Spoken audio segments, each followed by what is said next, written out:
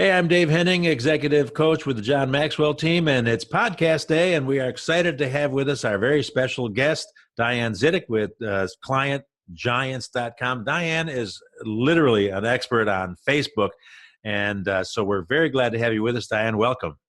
Hey, Dave. Great to be here with you.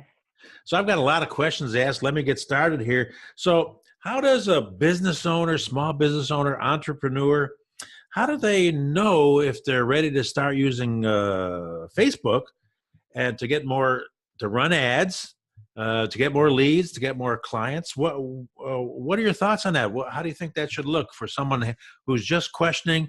You know, as you know, a lot of business owners aren't really comfortable or familiar with how Facebook works. So what do you recommend? Right. Well, I hear that a lot. A lot of times people aren't sure if Facebook is right for them and if they should start working with it. So there are a couple of things that you should really think about as an entrepreneur or business owner before you get going. So I always ask clients, like I'll do discovery calls with them and I'll say, to assess where they are, like, do you know your numbers right now? Because you really have to understand in your business, what are your numbers? What are you, obviously they know what they're selling. If they're selling a product or service, you've got to understand what does it cost you right now to acquire a customer? That's a big one. And a lot of times I am shocked when I ask business owners, and even if they've been in business for a long time, maybe they're doing direct mail and they're just throwing money in direct mail, a couple $1,000s a month. Oh, we do Val Packs or something, or some type of direct mailer. And I said, well, what's your return on that? What's your ROI? And they're like, well, we don't know. Sometimes we get an increase of sales. Okay, what kind of increase? What is your number? They don't know, and they certainly don't know what it costs them to acquire that customer. Right. That is a really cool thing about Facebook, is that you can get to the point where you know exactly what it costs every time you get a lead, make a sale. You can track these things in Facebook, so it's really quite remarkable. So that's one thing. The other thing that they should know number-wise is the lifetime value of their customer. LTV. Exactly. See, let's say if you have a business that has a really a value ladder in place, that you already have like low ticket items. Maybe if you're a dentist, for example, you have some kind of a free cleaning, for example, and then when a person gets in, maybe they also then sell braces, or you can get teeth whitening, or specials on getting crowns, or maybe full dentures. That's all part of your value ladder. So the first kind of deal that you might make might be this small offer of come in and get a discounted cleaning. Mm-hmm. That's a really good thing to have. If you know your lifetime value for a customer, if you have a dental practice, you may know over the value of the life of them that they may be, $5,000-$10,000. If you've been in business for a long time, you'll know this. So you can afford to spend a lot more on the front in order to acquire that customer, because it's something that can benefit you later. Now, if you have a business where you're just selling maybe, I don't know, some e-commerce product or something, and there's not a lot of margin in it, then you've got to think about, okay, what can I sell them later, even if it's not like necessarily a ladder, but there's other products that you can sell. Then you have a good idea of, what it's going to cost you, what you're willing to spend. Those are kind of the teeter-totter of it. You need to understand, if it's more later that you can earn, then you're willing to spend more upfront. So that's another really important part of that. You made a very valid point about what I call old school 20th century marketing, which involves what we call interruption marketing rather than permission marketing. For example, I've owned several businesses, a couple of franchises over the years, and in a variety of niches. And yeah, you're right. So I used Valpak, I used direct mail, coupons, television, radio, magazines, the high school yearbook cover, and all kinds of crazy stuff. And you throw all this advertising against the wall and you hope something sticks, because a lot of this was totally unmeasurable. for a number of years, I actually was in the radio business and sold radio advertisers. It was kind of like a joke. Hey, you want to buy some air? So totally. Well, there were unique techniques where you could kind of sort of measure the results, but you made a very valid point also about lifetime value of a customer or a client. Right. In that that's something that every business owner really needs to identify and know, so that they're not really discouraged by what's happening with their low priced entry level products. Does that make sense? Exactly. Yes, absolutely. And the other thing too that is a really important part is a, a business needs to understand that they're ready to handle more. Because if you get a really good campaign going, Yeah. you've seen the funny commercials where someone like, and this doesn't happen in reality, just flip a switch, start a website, and then you're bombarded with business. Right. There's a lot going on behind the scenes to make that happen. Right. But nonetheless, a person in a business needs to be able to handle more. So do you have, okay, let's say, all right, we're going to set this up for you. We're going to start these Facebook ads. We created the funnels, we created everything, and all of a sudden you start getting business. Do you have someone in place answering the phone? Let's say if you're generating phone calls, that can do it properly, has a good closing ratio, knows how to talk to, you have to have all that stuff in place and be ready. And if you don't start running ads on any platform, because if you've hired someone good or you're doing it yourself and you have a good result, then you're throwing it away. So that's the final part of how do you know if you're ready? You need to be ready to handle more business. Yeah, exactly. So you actually have to expect results. If Yes, you're going to run yes. ads and you have if you have a line of customers in line for your hot dog stand, for example, Right. you better have a enough hot dogs. Exactly. Okay, so having said that, you also made something a very good comment about the fact that all of this new media is totally trackable. You can actually see your results by the number, so to speak, right? Yeah, it's really good. So in Facebook, one of the things we use is called the Power Editor. A lot of people, when they just start using Facebook, if they're teaching themselves, they might be familiar with Ads Manager. Power Editor is kind of like the next level for people that manage multiple campaigns or manage multiple clients. So when you use that, Facebook also has a very cool way of tracking everything by way of pixels. So a pixel, for those who aren't familiar, is just a little piece of code that is generated by Facebook, and then you can place it on your website or on your e-commerce site.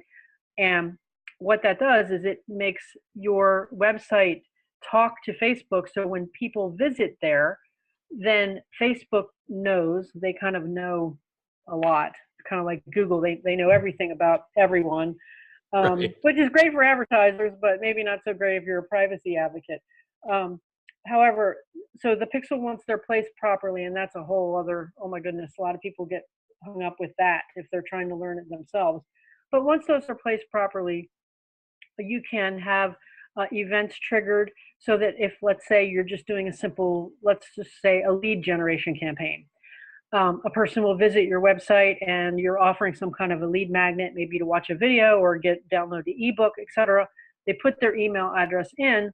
The pixel on that page will talk back to Facebook and say, oh, you had a visitor and this visitor's IP address is this. Then when they become a lead, let's say 10 people visited your site and one person opted in, that'd be like a 10% opt-in rate. And so you would know, okay, I spent this much money in clicks to get to that one lead, and I know that my lead costs, let's say if your lead costs, I don't know, $3.78. You would actually see that number, that I got a lead for $3.78.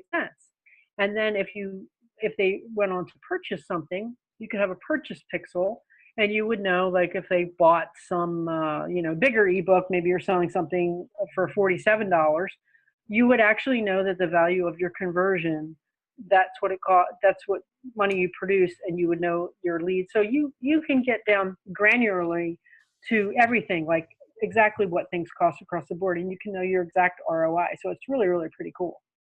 So one of my challenges with my own business is the fact that I've been a do-it-yourself guy, DIY guy for many years, and I've had employees. I've had a lot of employees. I've had a few employees. I prefer to have no employees. Yeah. However, as a do-it-yourself guy, I want to go on Facebook, and I really don't know how it works or what to do. So what's some of the big drawbacks or challenges when someone goes on to Facebook? Oh, look, I can buy ads. And what's some of the issues that they're going to run into? Well, a lot of times people start on Facebook, and Facebook will invite you to do that, and they want to make it look like, oh, look how simple this is. Just do this. A lot of things that they promote is boosting posts. So people, they have a little web page, or they have a group or something like that.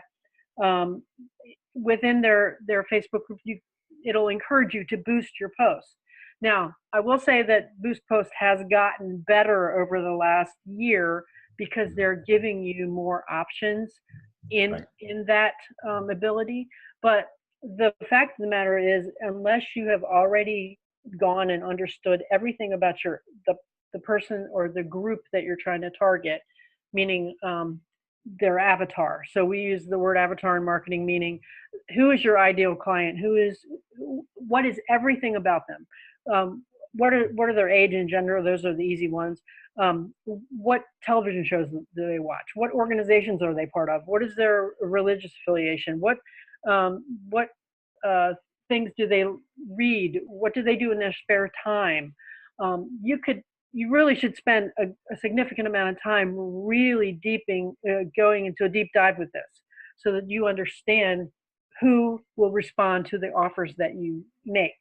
And then once you do that within Facebook, the targeting is just it's off the chain. I mean, you can target so many different things. A lot of people don't know that you can target people that are about to get married or about to have a birthday. You can target people who make a certain amount of money. You can target people who have a certain income level. Now you say, well, how do they know my income level onto Facebook? I never wrote that. What they do is they collaborate with other data sources, the big data, and they hook up their algorithm is pretty darn slick. So you can actually go in and you can target these folks. So the name of the game is to understand who would respond best to buying your product or service, and then drill down as far as you can to your kind of master avatar of, this person doesn't exist in reality in any one person, but it comes as close as you can to having all of the aspects of your ideal person who would just, be absolutely crazy for what you have to offer. And then you can start creating your targeting.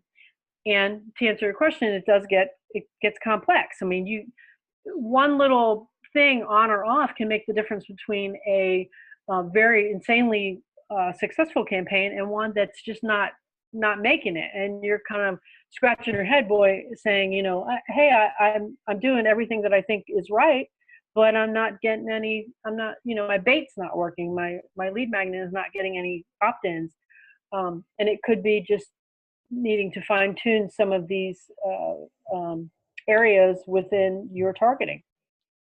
Yeah, so it kind of goes back to, if you just boost the post and they'll take $5, $10 for a day, for a week, or whatever it says as they press that button to boost the post. If you're just going after all your friends or your friends' friends, that's not necessarily the person that walks in the door of your store and buys your stuff. Exactly. So. But here's the cool thing, as I understand, and please correct me if I'm wrong, when it's done right, Facebook advertising can be some of the most economical advertising in the entire world. And of course, they've got a reach, depending on if you're a local business or a national or international business, the reach is incredible, and then you choose the frequency. I'm going back to old radio terms.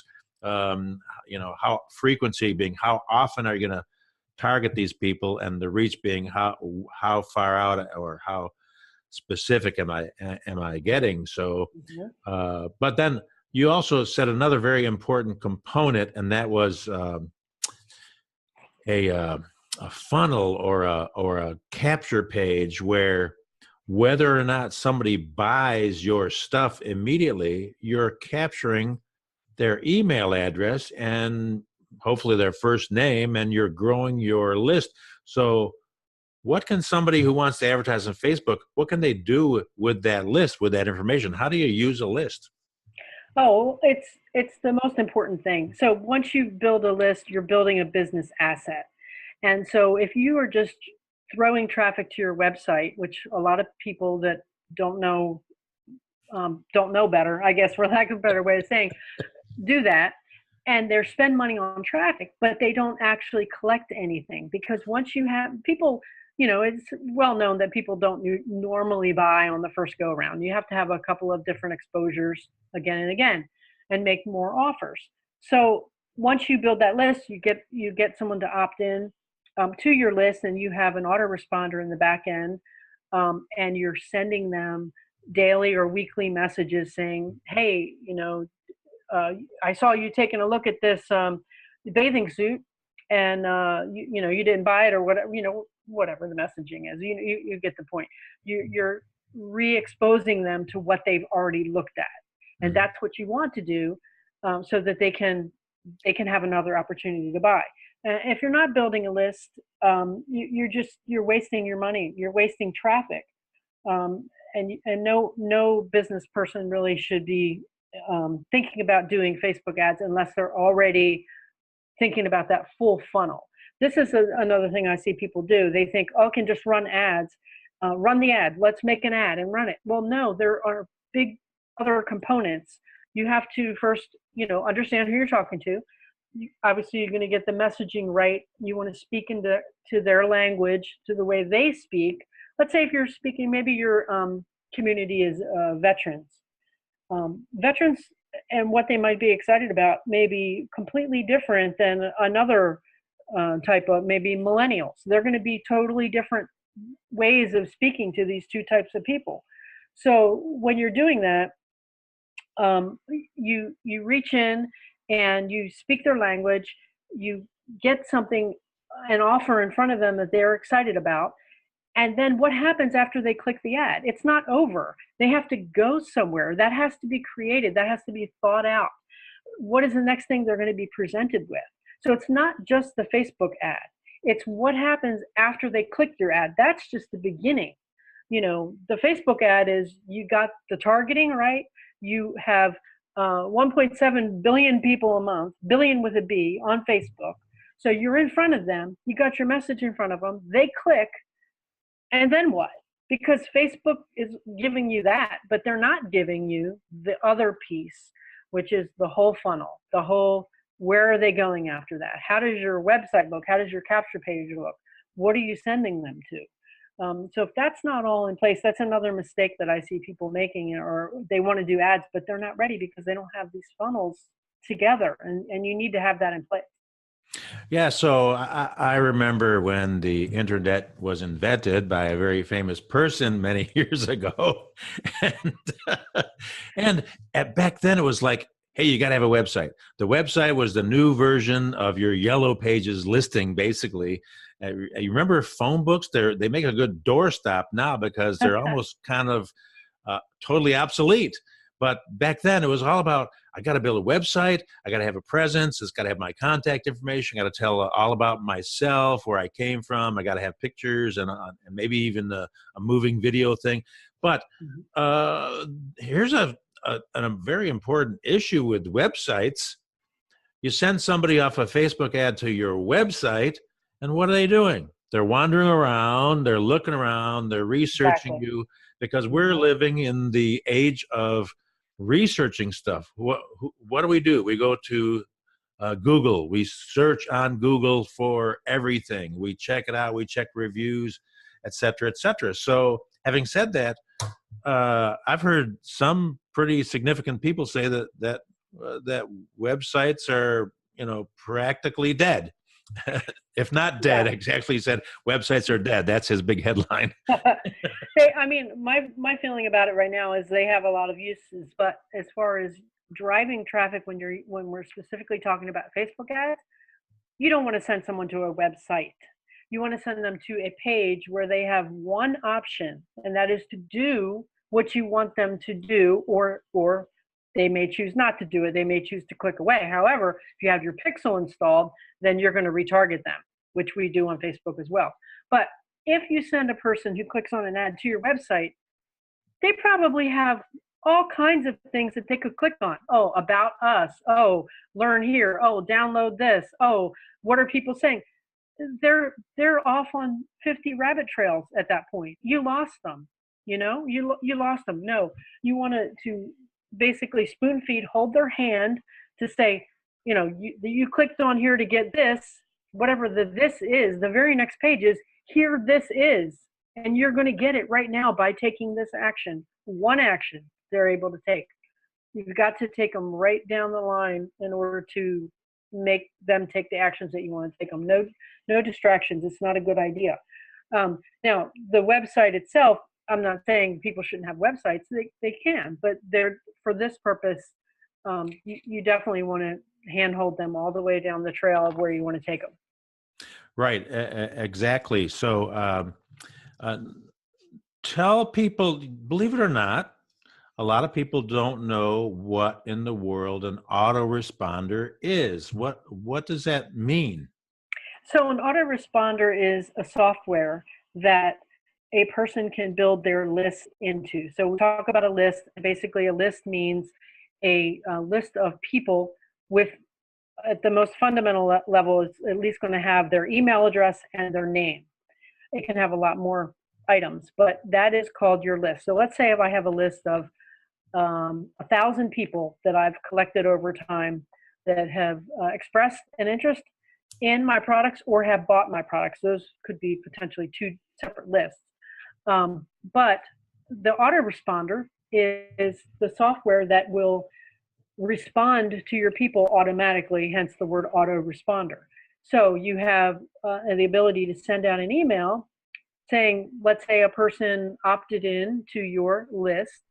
You send them a welcome email saying, welcome to welcome to widgets.com. And we're glad to have you, and we want to give you the special offer today of 10% off because you're a new visitor. Much love, Dave, right? Now, you wouldn't say that, but I'm just kidding. Oh, sure I would. The next 2-3 days, you send them another note saying, I want to tell you a little bit about how we started widgets.com. It was, back in 1984, and we just whatever you want to say, tell them a story about something, and then say, oh, by the way, you can give them a call to action to do something else. So you're not actually sitting at your keyboard banging this out.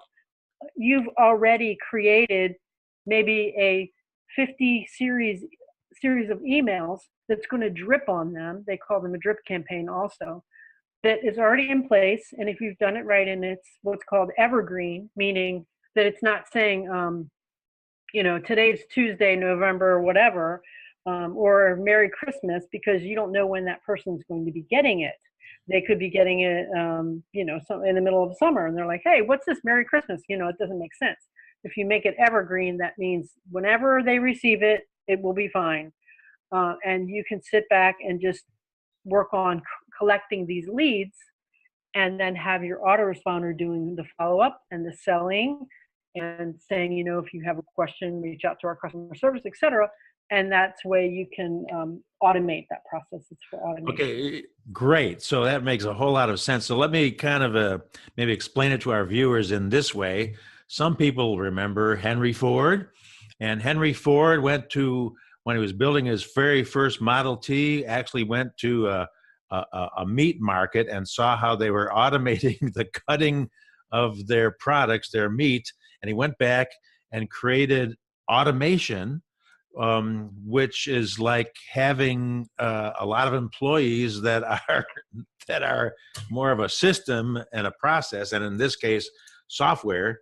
And so that's the whole idea is if someone can automate more of their business so they can focus on running their business, build it once and rinse and repeat basically is the phrase we use. Yes. So if they can build out these emails that are all different and unique, and also it's a big deal nowadays to, people, the famous phrase, people buy from people they know, like, and trust. How do you build the trust?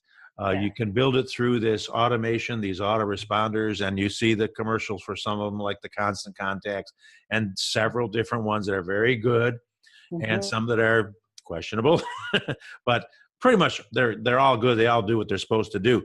And then another thing that I wanted to touch on with Facebook advertising, what you were talking about, Diane, an entry-level kind of a service, a low end. We talk about dentists giving a discounted cleaning with X-rays, for example. And the way to build credibility and authority would be to give something away. So with that, I'm going to offer this commercial interruption for this concept here. Legendary Marketer. It's a great book. My good friend David. What's his name? David Sharp. Come on. David Sharp. Yeah. David Sharp. How to build a digital marketing business and earn unlimited income from anywhere in the world. So if you'll stay tuned to the end of the podcast, I'll give you a link where you can get this book for free. Just pay shipping. So that's my ethical bribe right there to stay with us for the whole thing. But there's a good example of an entry-level way of connecting with people with something of value. And so how do you incorporate that with your clients into what you do for them with Facebook? With offering something of value? Right.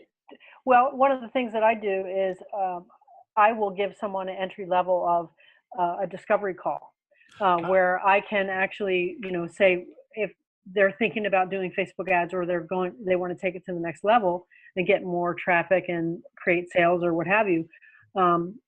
I can kind of help them with the process of understanding, their business and if they're ready, and say, here's what I see for you. Like what's worked in the past for you. That's another thing that I always ask people is a really good way to get started with Facebook ads. If you haven't used any type of advertising like that before, is just say, what has worked for you offline? Like maybe you haven't done anything online yet. If you have an offer that is working for you offline, you could take that offer online. You don't really have to reinvent the wheel, so that's, and the other thing, back to lists, if a business has a list already, let's say you have, again, like 1,000, 1,500 people or something, a lot of people don't know, you can actually take that email list and upload it into Facebook and create an audience in Facebook that you can retarget. So really? If you have, I recently had done this with a pizza place that I did a campaign for.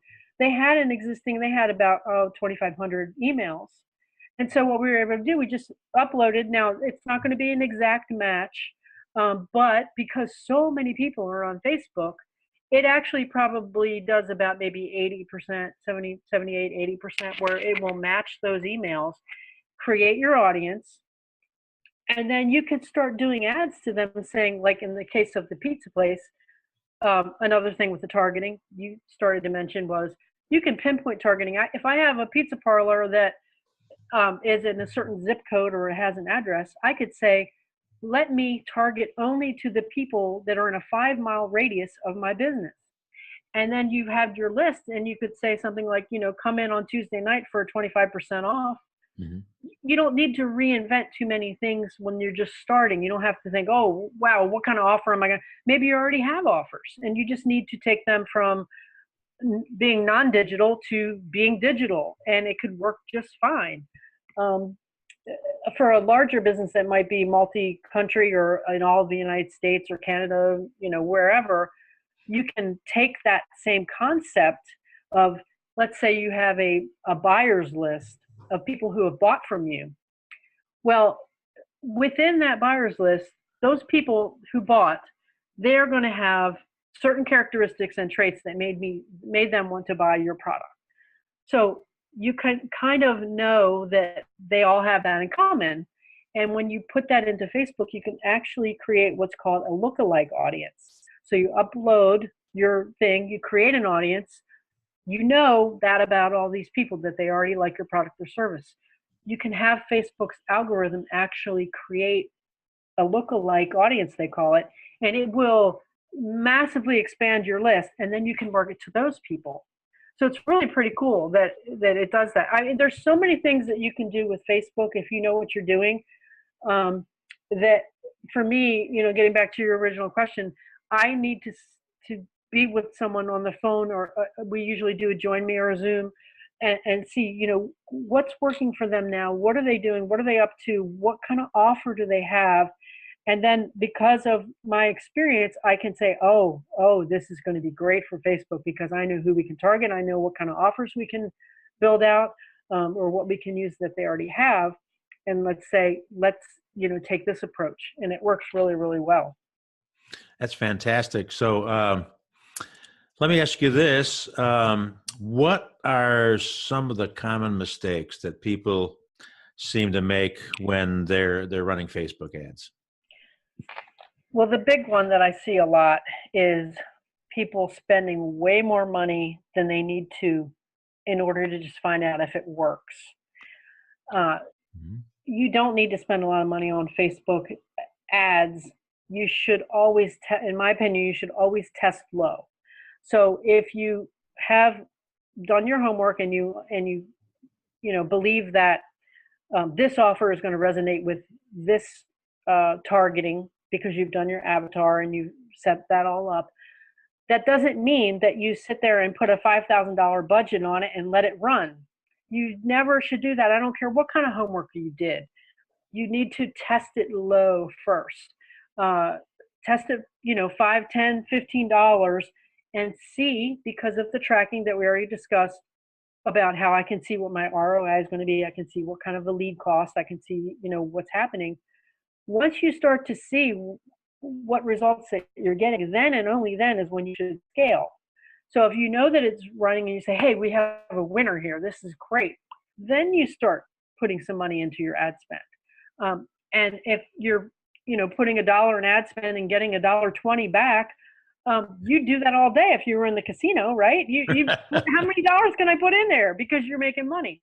And obviously you want it to be a lot more than that is when it becomes super exciting. I mean, if you can put in, $1 and get $3 back, well, hey, let's go. It's wonderful. So the phrase for that is scaling up. Yes, scaling up. You're scaling so that's really cool that for $5 or $10, you can really find out whether this ad or that ad with this picture or this copy is working or not. So did you want to make any kind of a comment about, I know that you're a Facebook expert. First of all, if people want to find out more or sign up for your free discovery call, where would you like them to go? Would you want to give us your website once again? Sure, absolutely. Thanks, Dave. It is Client Giants with an S. I always want to enunciate a little better with an S. So clientgiants.com. And on there I have, just some basic information. I don't really go crazy on my website because I really just like to talk to people and understand their business. But I have testimonials on there, and there's a contact me. Anyone can send an appointment. So that's where you can find me. Fantastic. I hope some of our viewers will take advantage of that, because I'll tell you what, there are a lot of people out there claim to be certified by Google AdWords or by Facebook, and that doesn't necessarily, they have the depth of expertise that my friend Diane has. And sad to say it, but it's true that you really have to be careful when you listen to everybody's pitch about how good they are on taking your money and running the Facebook ads. So I would like to ask though, Diane, speaking of which, I kind of just mentioned it. How would you compare Google AdWords, for example, or YouTube advertising to what's happening right now today in the 21st century this year with Facebook in terms of cost, hassles, what works, what doesn't. What are your thoughts on some of these other mediums?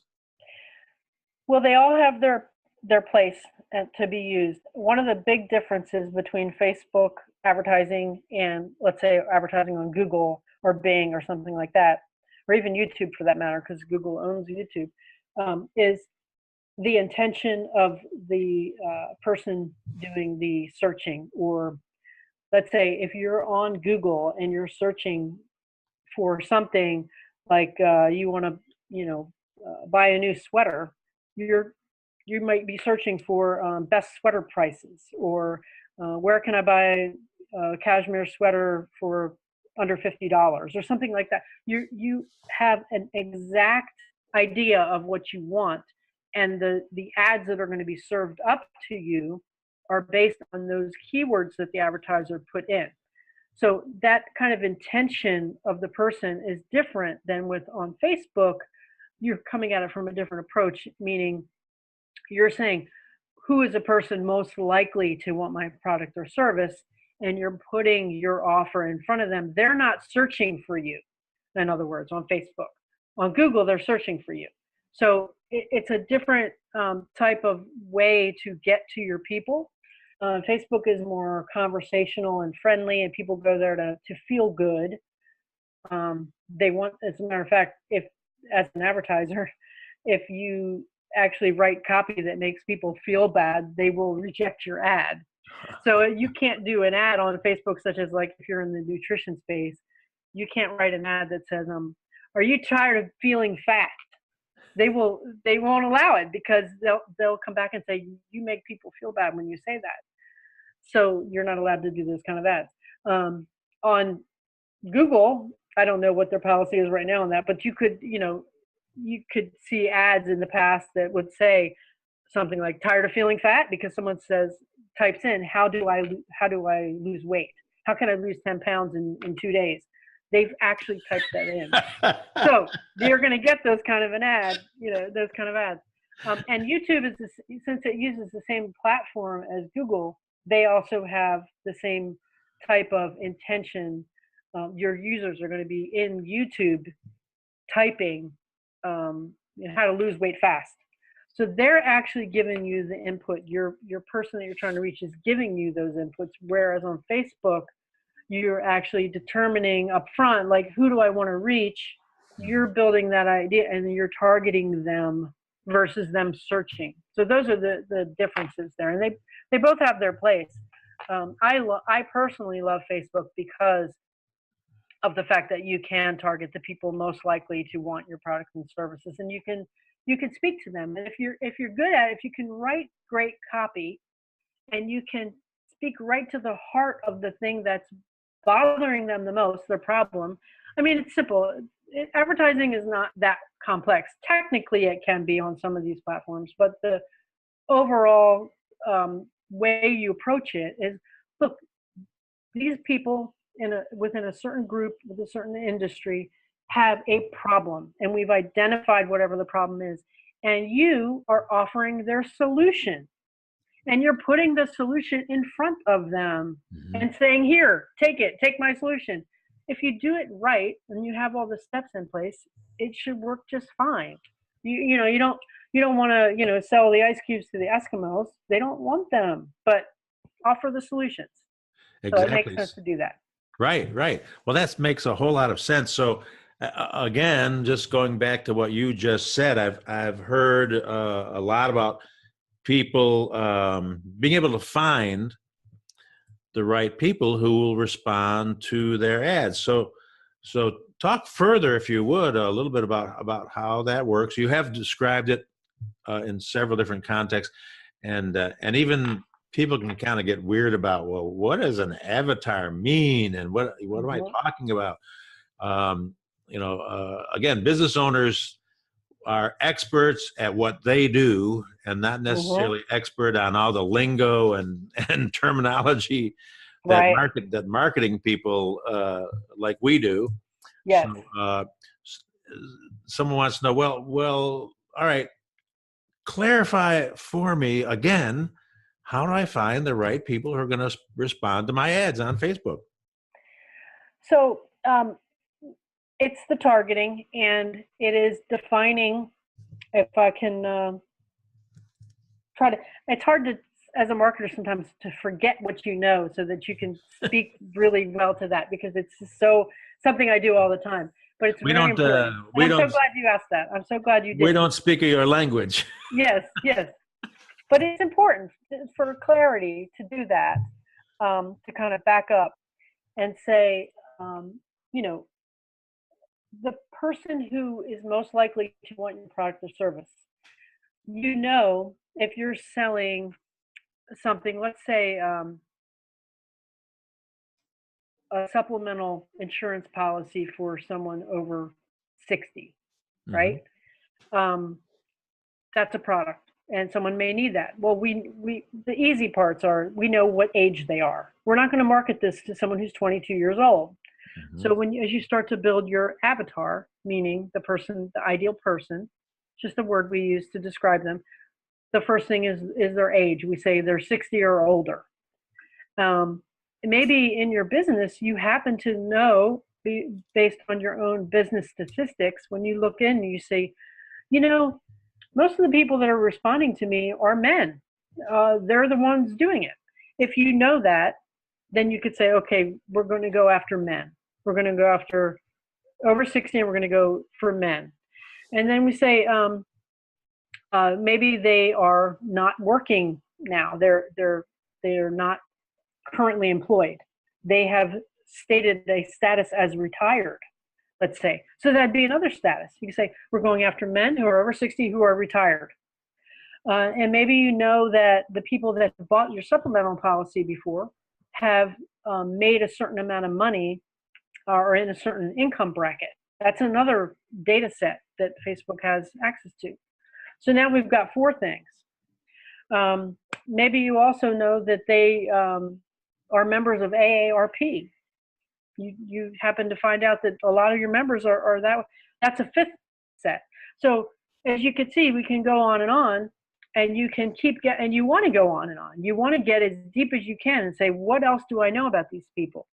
Maybe you know a certain television shows that they watch. That's always a good one. Or maybe they subscribe to a certain magazines. Those are really good as well. They're part of different organizations. Maybe they're part of their local, I don't know, Lions Club or some type of something that you can identify. And it doesn't mean they all are, but it means that a lot of them are. You want to, go like say 75, 80%, I mean, get as close as you can that they're going to be all these things. And then that's how you can get into the Facebook targeting and put, you don't know individually who these people are, but you're picking that targeting, and you're saying, okay, we're going to go after men. We're going to go after over 60. We're going to go after their in AARP. And then you've built this kind of ideal audience, and that's who you put your message in front of. Is that clear? Is that making sense? Yeah, I'm trying to lose my marketing head for a minute and not speak yeah, that way. that definitely helps out. And so my pen just fell apart. Look at that. No problem. No worries. So I shouldn't be tapping it on my desk like Johnny Carson or something. So, all right. Now I understand that Facebook owns Instagram. Is that right? That's correct. And so is there a way to replicate or repeat your message in two different locations? Absolutely. So when you are creating Facebook ads, one of the things that they will offer you is the placement. So not only do you have the targeting, but then we have to talk about placement. And there are many new placements on Facebook right now. So your ones that people are familiar with are usually in your news feed, that thing that you scroll, that's called the news feed in Facebook. People will place ads there, and the way you can tell if you've seen an ad is it'll have up on the top, it'll say sponsored by, and it'll have a little their little icon for their page. So to say sponsored by, that's how you know you're looking at ads. Sometimes people are very clever and they make the copy such that they didn't even realize that they were looking at an ad. Others are very blatant and you know it's an ad. The other place you see ads are on the right side. So they're called right side ads. And they're sitting there, little squares, and sometimes they're little videos or they're little, buy me kind of thing. There are other places. The third big place is Instagram. So when you create your ad, Facebook gives you the ability to see how it will look on each one of these platforms. So you can create it and then scroll through and say, how does it look on the newsfeed? How does it look on the right side? How will it look on Instagram? How will it look maybe if you're doing a messenger ad? That's a whole other, we won't even get into that today. But that's big coming up for 2018. I mean, people are using it now. I use it now, but it's becoming more and more prevalent. Just remember messenger ads. So there's some little bit of limitations with Instagram. If you have a static picture and you want to use that for an ad, that's fine. You can also run videos. The video ads are great on Facebook, so you can really get your message across about what your product or service or what have you. But if you're going to run that on Instagram, it has to be 60 seconds or less for a video, and that video will also show up on Instagram. So it's just another way to get in front of another group of people. Some people are on Instagram a lot more than maybe they're on Facebook, depending on their demographic. Yeah. So speaking of which, I was watching the HGTV network, watching people buy houses, and one of these buyers of a house happened to have a Facebook a page for her cats, and she had 22,000 likes for her cat pictures. Yes. So anyway, there are some things that don't necessarily translate into making money for your business. But I'm sure I had a question in there somewhere in the midst of holding my broken pen. But well, I'll just say, this is actually good that you brought this up, because the fact is that pets, cats, dogs, horses, probably salamanders, parrots, whatever, people that own those type of animals, and I'm a huge animal lover. I love all animals. But when you can find a niche on Facebook that's people are passionate about, like really crazy passionate, you can target those people. So if you had, let's say, a pet product, maybe you have some kind of I've seen a lot of these LED dog collars that are really cool. I'm gonna get one for my dog, but they're like they light up, really cool at nighttime, and they give them a little spotlight. Let's say you had a product like that. You could put that product right in front of people who love dogs, because not only do you have the ability to target people who love dogs, you can go by breed. You can go by people who are likely to make an online purchase as a targeting function on Facebook. I mean, there's so much stuff. So don't laugh at the cat videos, because if people like, cat videos, that's something of targeting that you can do. People who like those pages on Facebook, you can pretty much know that they're cat lovers, right? So if you were maybe a veterinarian in that person's area, you could put an ad that you're a veterinarian, and your ad could be, do you have a cat? Well, of course they do. You know that as an advertiser, because you're targeting them that way, and you just reach out right to them and speak that way. So see, I was secretly asking a brilliant question that I didn't even know what I was doing.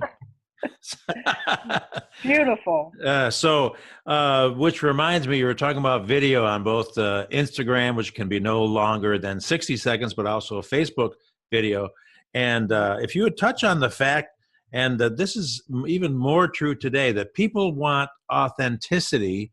And so it's even worse to have a overproduced professional video than having something that you can shoot off your iPhone. Is that right? It's true. I mean, now it doesn't mean that professionally done videos are not good, because they are. I've seen some amazing ones. I mean, absolutely amazing. But when you want to get someone to know, like, and trust you really fast, shooting a video with your iPhone and just speaking directly to your audience about their passion or the solution that you have. I mean, it's just brilliant because your trust level goes up so much higher. It's not even, it's people aren't thinking it, they're feeling it. And the feelings that are coming across come across so much faster through video. You know how it is. You can meet someone and you just kind of, you either like really you get a vibe with them, or you say your body kind of says something's wrong. You maybe can't put your finger on it, but Yeah. you're like, no, I don't want to, this person, stay away from them. They're just not, it's not there. The same thing happens with video. You can connect that way. So it is a great way. And I encourage, whenever I have clients, I'm like, what can we do on video, especially if they're selling a service that is going to be involving them. Let's say if they're a dentist or a chiropractor, something like that, where people need to connect with them.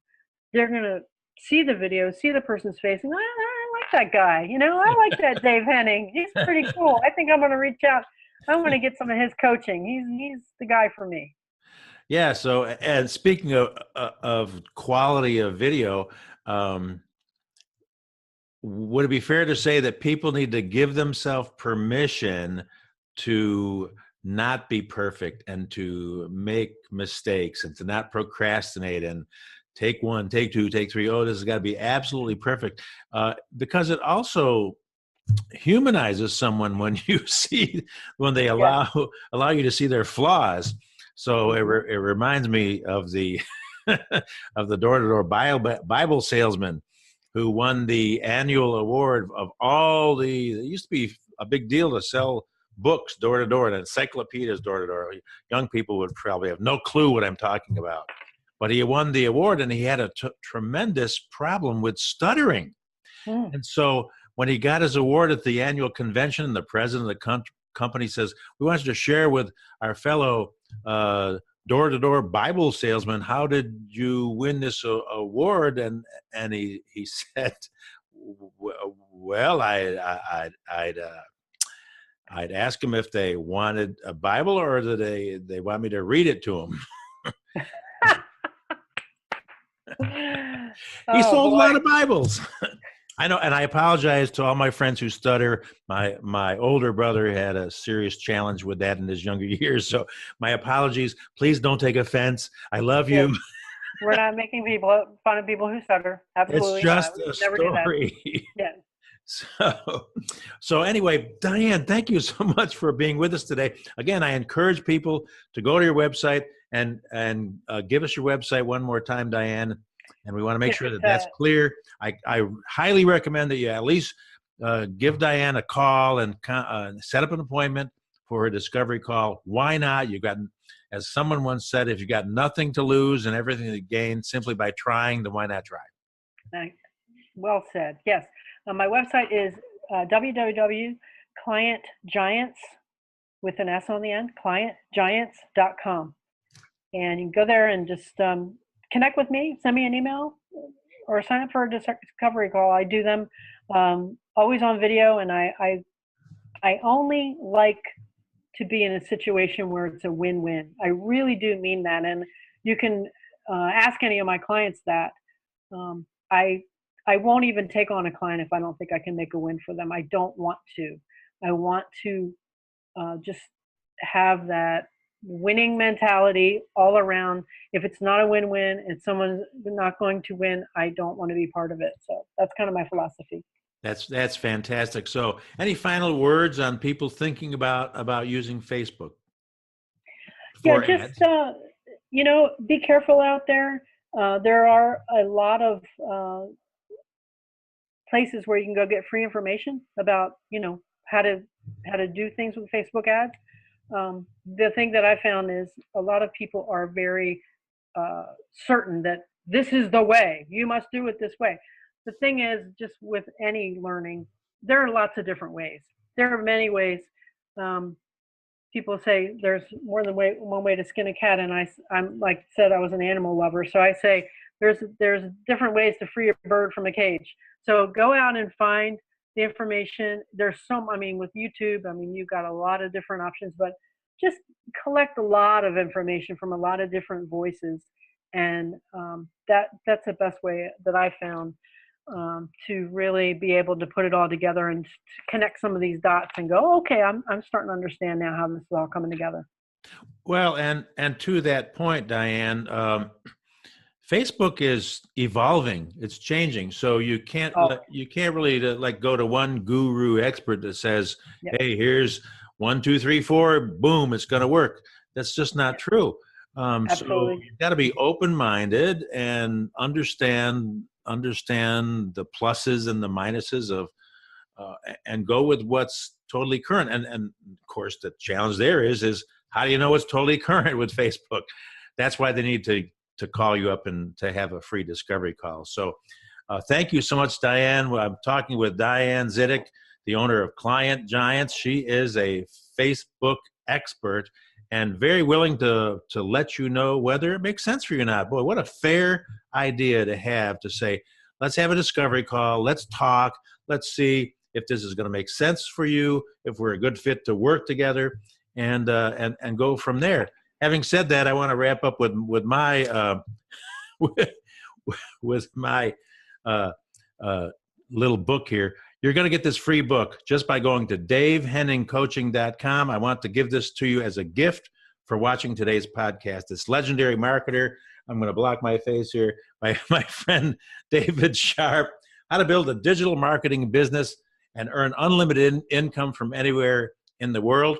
And if you go to that website, davehenningcoaching.com, there's also a couple of bonuses built in. I'm not going to even tell you what they are. You need to go there, check it out, watch Dave's little video, and read the page. It's very well laid out of everything that's included in this book. And once you order, you can actually download the PDF of the entire book while you're waiting for your book to arrive. So there you go, a free gift. Thank you so much for being with us today. And Diane, I really appreciate our time together. So let's go out there and make good things happen for our friends in business, shall we? Yes, we will.